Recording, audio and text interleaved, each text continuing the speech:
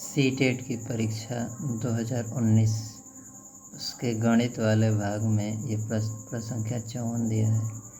एक 180 सेंटीमीटर लंबे तार को एक आयत का रूप दिया गया। यदि आयत की चौड़ाई 30 सेंटीमीटर है तो इसकी लंबाई ज्ञात कीजिए।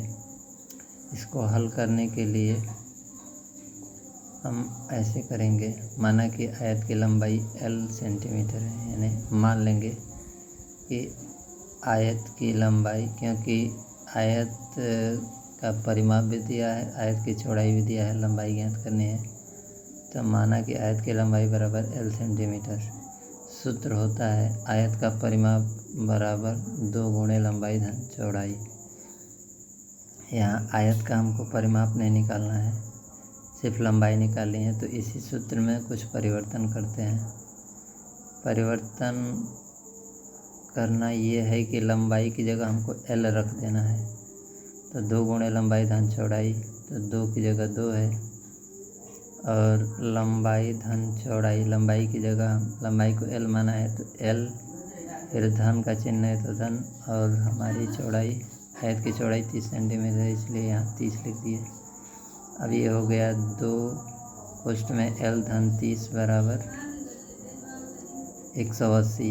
ये परिमाप है, 180 इसका दिया है, क्योंकि टोटल लंबा तार 180 है, तो इसलिए यहाँ 180 परिमाप लिख दिए हैं।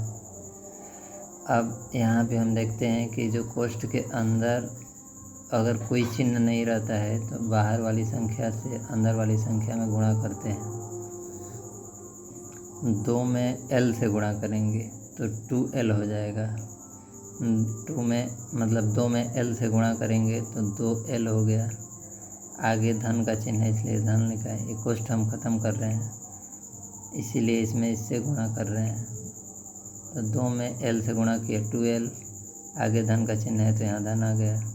फिर 30 है तो 2 में 30 से गुणा करेंगे, 30 दूनी 60, यहाँ 60 लिख दिया, आगे बराबर का चिन्ह है तो बराबर 180, यहाँ 180, ये 180 आ गया यहाँ पे। अब हम क्या करेंगे, इसको देखेंगे कि ये हमारा इधर जाएगा, बराबर के इधर, ये धन 60 है, तो धन 60 जब बराबर के इधर जाता है तो इसका नियम है कि अगर इधर से उधर परिवर्तन होता है, दाएं पक्ष से बाएं पक्ष की तरफ जाता है तो चिन्ह बदल जाता है। तो धन 60 है तो अगर इसको हम इधर लेंगे तो ये ऋण 60 हो जाएगा। इसीलिए हम क्या कर रहे हैं, 2L, और ये बराबर का चिन्ह इधर आ रहा है, 60 इधर जा रहा है, तो 2L बराबर 180, और ये धन की जगह ऋण 60 हो गया, चिन्ह बदल गया, 180 ऋण 60। अब हमारा हो गया 2L बराबर 180 में से 60 घटा दिए, 120 बचा। 2L बराबर 120। जब 2L बराबर 120 तो L निकालना होगा, तो L बराबर हो जाएगा 120, और ये 2 नीचे आ जाएगा, 2 से भाग दे देंगे, 120 बटा 2, L बराबर 120 बटा 2 बराबर, क्योंकि 120 में 2 से भाग देंगे तो 60 आएगा, इसलिए 60 सेंटीमीटर। अतः आयत की लंबाई 60 सेंटीमीटर होगी। यही हमारा उत्तर होगा।